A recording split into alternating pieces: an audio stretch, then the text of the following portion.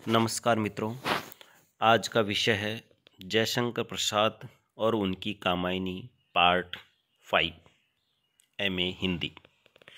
इससे पहले हम 4 भागों में जयशंकर प्रसाद और उनकी कामायनी का अध्ययन कर चुके हैं, जिसमें हिमालय पर्वत पर बैठे मनु चिंतामग्न है। हिमगिरी के उत्तुंग शिखर पर बैठ शिला की शीतल छा एक पुरुष भीगे नयनों से देख रहा था प्रलय प्रवाह। नीचे जल था, ऊपर हिम था, एक तरल था, एक सघन, एक तत्व की प्रधानता, कहो उसे जड़ या चेतन। यहां से कामायनी की शुरुआत होती है और चिंतामग्न मनु चिंता, आशा, श्रद्धा, काम, इन सर्गों से होते हुए अंत में जाकर के आनंद सर्ग, औरों को हंसते देखो मनु, हंसो और सुख पाओ, अपने सुख को विस्तृत कर लो, सबको सुखी बनाओ, में जाकर के अनंत आनंद में एक प्रकार से कामायनी समाप्त होती है।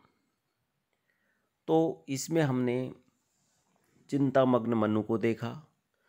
प्रलय के बाद आशा सर्ग में उन्होंने आशा की किरणों को देखा। श्रद्धा का आगमन हुआ। हे अनंत रमणीय कौन तुम, ये मैं कैसे कह सकता, कैसे हो क्या हो, इसका तो भार विचार न सह सकता। और जब श्रद्धा का आगमन मनु के सामने होता है तो प्रसाद ने श्रद्धा का आगमन कुछ इस तरह से दिखाया है। नील परिधान बीच सुकुमार, खुल रहा मृदुल अध खुला अंग, खिला हो जो बिजली का फूल, मेघ बन बीच गुलाबी रंग। और फिर उनका श्रद्धा का और मनु का संवाद होता है, एक दूसरे से परिचय होता है। काम का उसको स्वप्न आता है मनु को, ज्ञान दूर कुछ क्रिया भिन्न, इच्छा पूरी क्यों हो मन की, एक दूसरे से मिल ना सके, यही विडंबना है जीवन की। किंतु मनु सृष्टि के सृजन के लिए तैयार नहीं होते और श्रद्धा मनु को बराबर सृष्टि सृजन के लिए प्रेरित करती है, प्रेरणा देती है, उत्साह का संचार करती है। तप नहीं केवल जीवन सत्य, करुण ये क्षणिक दीन अवसाद, तरल आकांक्षा से भरा है, सो रहा है आशा का आह्लाद। बार बार श्रद्धा है जो प्रेरित करती है और मनु निराश होता है। लेकिन जब से स्वप्न में काम आता है, मनु के कुछ विचार बदलते हैं और फिर उसको भी एक साथी की एक प्रकार से कमी महसूस होती है और श्रद्धा भी मनु के प्रति अपने आप को समर्पित करती है और आत्मसमर्पण करके श्रद्धा मनु के साथ रहने लगती है। यहीं से वासना सर्ग की शुरुआत होती है, जो इसके पार्ट 5 में हम इसका अध्ययन करेंगे। तो इसमें क्या है कि आत्मसमर्पण करके और श्रद्धा मनु के साथ रहने लगती है और दोनों मिल करके जीवन के लिए आवश्यक अन्य सामग्री इकट्ठा करने लग जाते हैं। हिमालय पर्वत पर जहाँ समतल है, वहाँ से खाद्य सामग्री जुटाने के लिए वो साथ साथ जाते हैं और धान धन्य अन्न खाद्य सामग्री वो वहाँ से जुटाते हैं। धीरे धीरे उनकी गुफा में पर्याप्त धान्य इकट्ठा हो गया और फिर उन्होंने धीरे धीरे अपने सहचर के रूप में पशुओं से भी प्रेम स्थापित किया और पशुओं को भी वो अपने आसपास रखना उन्होंने शुरू कर दिया, श्रद्धा और मनु ने, जिसमें दोनों साथ साथ काम करते, साथ साथ रहते, साथ साथ उठते बैठते और साथ साथ सारे पशुओं के काम करते। किंतु इतना साथ होने पर भी, इतना सामीप्य होने पर भी उनमें एक गूढ़ अंतर बना हुआ था। दोनों के हृदय अभी तक मिले नहीं थे। अजनबी की भांति दोनों विलग रहते थे। दोनों एक दूसरे से मिल नहीं पाए थे।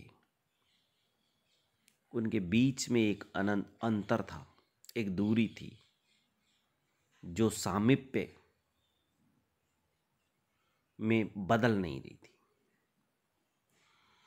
एक दिन संध्या के समय यज्ञ करके मनु ध्यान मग्न बैठे थे, तो उनके कानों में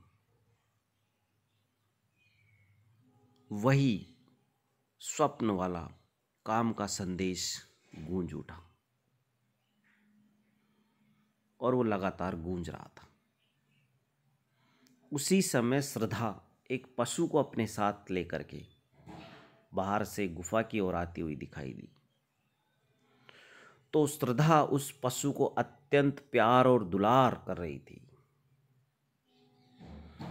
और प्यार दुलार के साथ ही वो उसको अपने साथ दूर से लेकर आ रही थी और आती हुई मनु को दिखाई दी।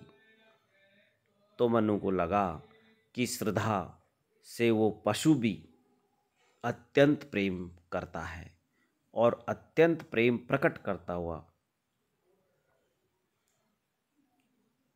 उछल उछल कर श्रद्धा के साथ रहता है।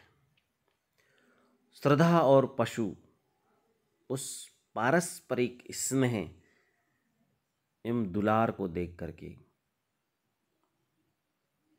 मनु के हृदय में एक तरह से एक ईर्ष्या सी पैदा हुई, क्षोभ उत्पन्न हुआ और वो सोचने लगे कि सभी प्राणी मेरे द्वारा संचित अन्न से यहाँ पर पल रहे हैं, इनका जीवन चल रहा है, किंतु ये मुझे इतना स्नेह और प्यार नहीं करते जितना श्रद्धा को करते हैं।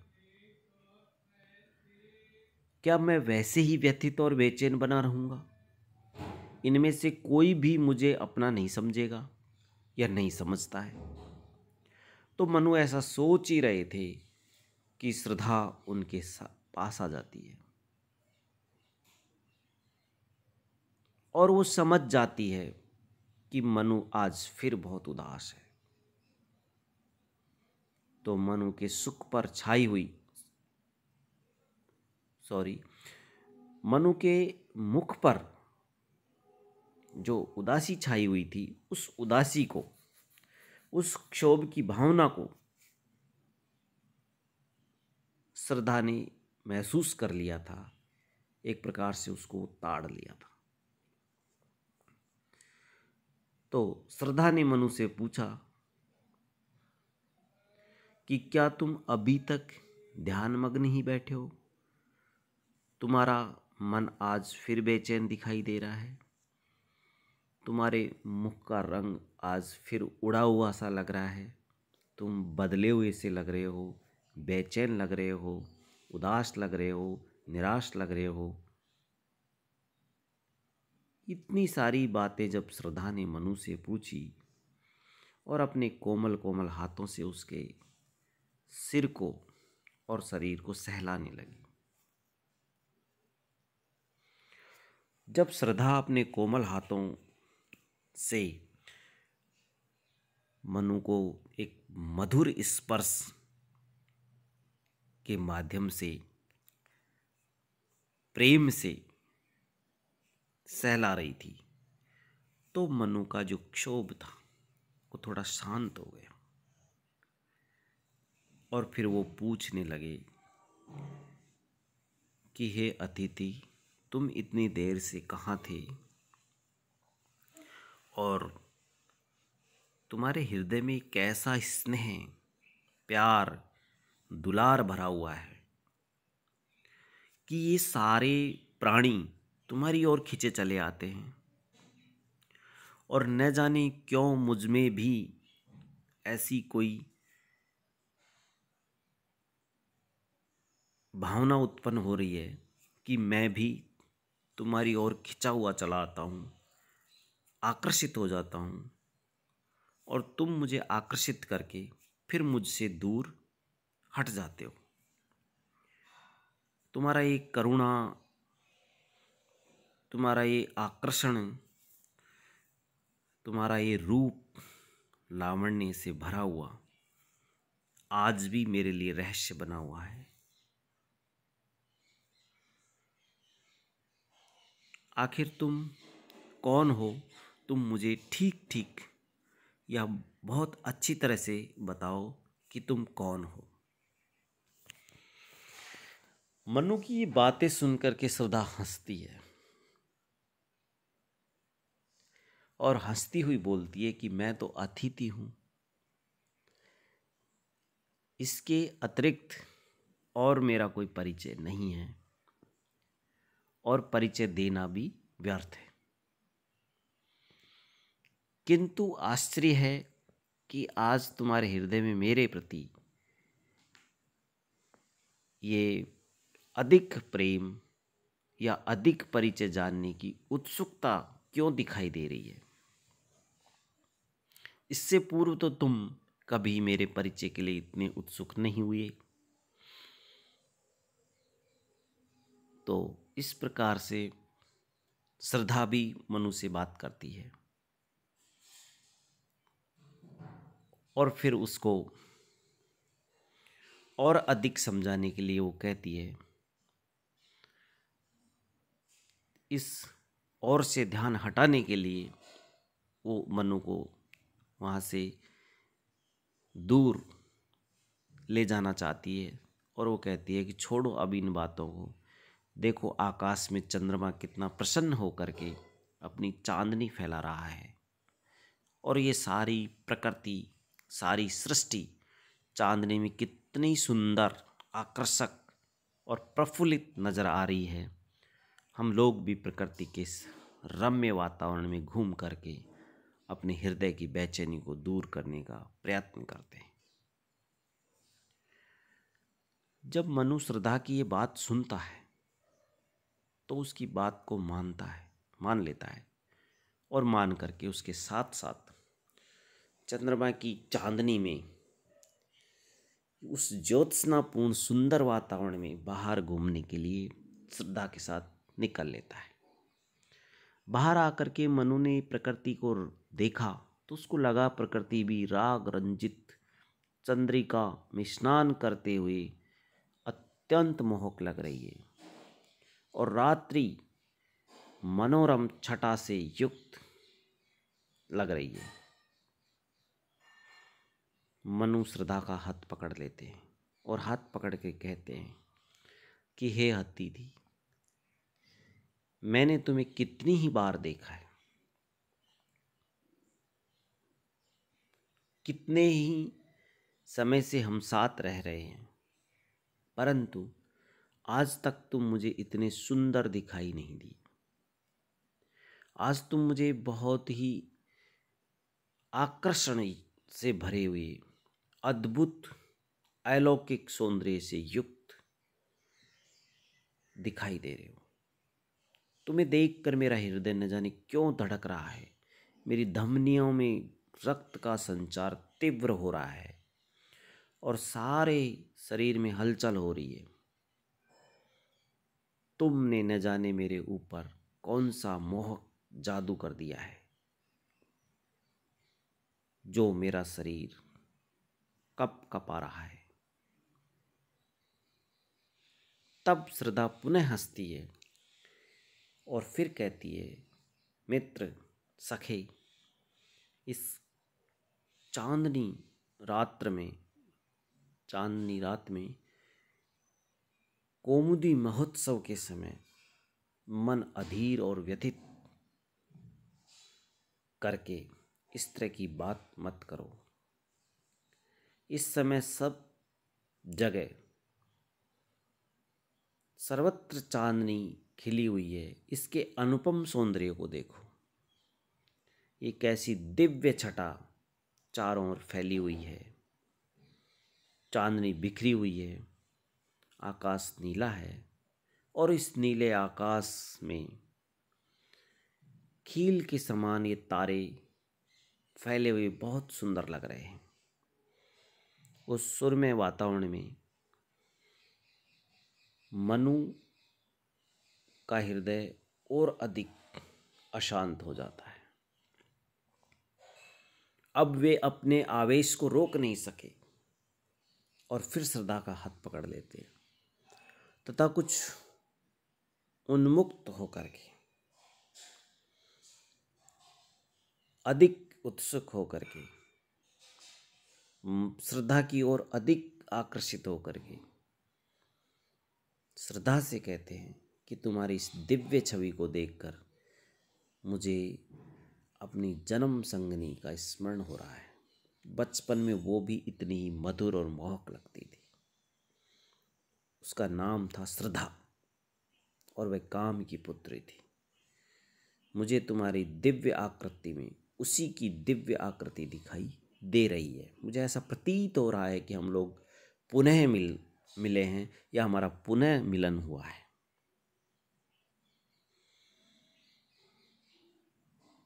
और हम इस पुनः मिलन के आनंद के लिए ही इस भयंकर प्रलय से बचे। आज तुम्हारी इस सुकुमार मूर्ति में मुझे अपनी उस सुरम्य बाला के दर्शन हो रहे हैं और इसीलिए आज मेरा हृदय अनायास तुम्हारी ओर खिंच रहा है, आकर्षित हो रहा है। अतः हे विश्व रानी, हे सुंदरी, आज मैं भी तुम्हें अपना हृदय समर्पित करता हूं। इस समर्पण को सहर्ष स्वीकार करो। तो इस प्रकार मनु भी श्रद्धा की ओर आकर्षित होकर के अपना प्रेम प्रकट करता है और श्रद्धा से आग्रह करता है कि वह भी उसे प्यार करे, प्रेम करे और उसके हृदय के इस समर्पण को स्वीकार करे। मनु की ये प्रेम भरी बातें सुन करके श्रद्धा लज्जा से भर जाती है और वो सुकुमारी श्रद्धा लज्जा के कारण अपना सिर झुका लेती है। उसका नारित्व तो सजग हो जाता है। उसकी आंखों पर पलकें गिर जाती हैं। उसके कान और कपोल लाल हो जाते हैं। शरीर रोमांचित हो जाता है। उसकी वाणी गदगद हो जाती है, प्रसन्न हो जाती है, खुश हो जाती है और प्रसन्नता से युक्त श्रद्धा उस रोमांचित वातावरण में और अधिक रोमांचित होकर के मनु से कहती है, हे देव, क्या आज का यह समर्पण नारी हृदय के लिए चिरबंधन बन जाएगा? मनु श्रद्धा की ओर प्रेम भरी निगाहों से देख रहे हैं और श्रद्धा भी मनु को प्रेम भरी निगाहों से देख रही है, किंतु उसे थोड़ी आशंका है। इसलिए वो कह रही है कि क्या ये बंधन नारी हृदय के लिए चिरबंधन बन पाएगा? हे मनु, मैं अत्यंत दुर्बल हूं। क्या मैं इस दान को ग्रहण कर सकूंगी जिसके उपभोग करने में प्राण भी व्याकुल हो उठते? तो इस प्रकार से